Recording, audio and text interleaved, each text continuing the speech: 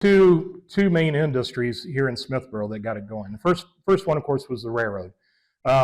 In the 1880s, the Jacksonville Southeastern Railroad built a line going north and south that was coming from Jacksonville and was going to go to Centralia and on further south. And when they were coming into Bond County, they were trying to look for the towns that they wanted to go through. And as I said, you know, it was a good deal for them to get free land, have somebody donate free land to them. And originally the Jacksonville line wanted to go through Greenville. Well, Greenville kind of had a bad deal. It's a long story, but kind of had a little bit of a bad deal with the Vandalia Railroad and felt that they didn't get reimbursed properly for it. So when another railroad came along, they said, no, we don't want that. Well, here's Henry Smith says, heck yeah, I'll donate the ground to you to build a railroad, second railroad right through the middle of my town. So I'll be happy to do that. So the Jacksonville Railroad came around in the 1880s. And this is the Vandalia Road switch tower. So because they had a crossing here, and also because the coal mine would have been to the left here, the Vandalia line wanted to control the switching there. So they built the switch tower that was right there at Smithboro.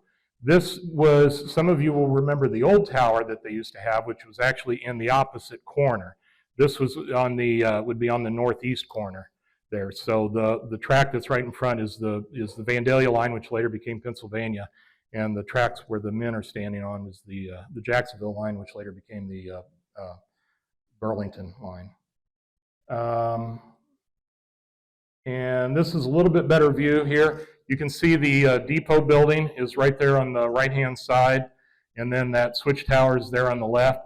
And so this is looking straight east down the Vandalia tracks. Some of you may not be able to see from here, but you can see there's quite a few buildings that are right along the railroad tracks here, just on the south side. A lot of those buildings got torn down whenever they put Route 40 in. But you can see there is a grain elevator there. There's a couple other buildings, which you're going to find out what the use was for here. So, in railroad lore, Smithboro is kind of well known for being the intersection of those two things. Also because they did have a switch tower here, which I've got some pictures of later on. The one that some of you might remember is coming up here. And let me see, got one more picture. There we go. That is a work gang that was located here on the old Jacksonville line.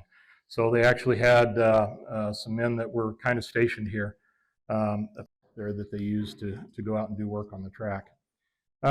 And this is another picture. Some of you, it's kind of hard to see, but you can see the bridge for Route 40 is way off in the background on the right. So this picture was taken right on, probably right at the railroad crossing at Route 140 out here. This picture was taken, I think, in 1951 by a well-known railroad photographer, but his last name was Ball. I forgot his first name. But this picture has been published in several books. And this picture is actually part of the collection of the Denver Public Library right now. But there's a Burlington route freight train that's northbound. Had just come out of Smithboro there. Okay, their other biggest industry was the coal mine. And this is the Smithboro coal mine as it looked probably right around the turn of the century, maybe a little bit after. Henry Smith apparently found coal on the ground, and in the 1880s, the first coal mine was put in 1884, I believe it was. And so they sunk a shaft and started mining coal here. Because of the railroads being here, railroads used lots of coal for their engines. They also sold coal up and down the lines. This coal mine here, though, had a lot of problems. First of all, I think it had a lot of financial problems. And it also had some problems with, remember where I said the water table was high here and it flooded a lot out here? Well, the coal mines got water in it a lot. So this coal mine shut down, would maybe shut down for a year, would have new owners, would reopen, shut down again for maybe a couple of years, get new owners. They would maybe put up some new buildings. Probably one of the I think whenever most of these buildings were probably built was when several men from Greenville had actually purchased the coal mine, including Ed DeMolin was one of them. Ward Reed was one of them. Some of the, used to be involved with the First Bank. I'm sorry, I'm bad with names anymore. Hoyles, thank you. Yeah, Hoyles family. Some of them also were owners of that coal mine for a while. And then they did manage to sell it. And I believe the last time they mined any coal out of there was 1908.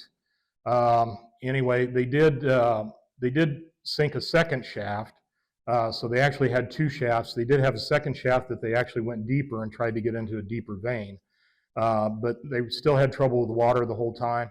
And then the article that I read, at least when it closed in 1908, it was because they had kind of exhausted that vein to the point where it just wasn't feasible anymore for them to do it. And then also in some areas, they couldn't get the coal rights from the landowners. So they had trouble doing that. But I think those buildings stood for quite a few years. I'll show you another picture here of why I think that. This is a photograph of Joseph Dinwoody. Some of you were talking about Bill Dinwoody earlier. You remember him. He was a postmaster and postal carrier here for a long time. That was Bill's dad. Bill's dad was, I don't know if he was exactly a mine engineer, but he'd worked in mines for quite a few years. He originally worked at the Pocahontas coal mine, and then he was sent over here. And I hate to say it, we have at home a brochure somewhere for the Dinwoody coal mine door. He actually invented a special door that actually opens from both directions. So whenever you're rolling through in the coal mine with a car, the door will open and it will swing away, and it does that from both directions. And he managed to patent that, and he formed a company, and he actually had a little factory here for several years where they made those coal mine doors. Unfortunately, I can't find that brochure. I don't know what my dad did with it. I have turned their house upside down practically looking for that. So I know he has it somewhere, but my dad was getting where he was putting things. And if you've been to my folks' house, you know there's plenty of stuff in their house. So it's not a surprise that we misplaced that. But anyway, there's an article here that was out of the Belleville paper talking about the mine door that they created. They did end up moving the company to St. Louis. Or actually, I think he had other partners in there. His brother was from Carlinville. He became a partner with him, and then they also had another man. And then I think they kind of sold out part of their interest to a company in St. Louis. And so I think that company in St. Louis kind of moved everything over there. And I don't know that they ever really did much with it, but it was always my understanding that patent that he had was actually used for many years by coal mines. That mechanism that he had that did that was the mechanism for many coal mines for many years. So as I mentioned, the coal mine here had a lot of trouble with water. We would fill up with water. So from Henry Smith's perspective, if you couldn't sell the coal out of your coal mine, then why don't you sell the water? And so that was Henry Smith's next big business. He tried to create this kind of mineral water company and tried to turn Smithboro into something of a resort town where people could come and get mineral water baths and could, maybe drink the water and would try to revive them. So you see on the right-hand side, you see this poor old woman, and here's this beautiful, you would assume young lady, but she is telling this lady, "As you are now, so once was I. As I am now, so may you be.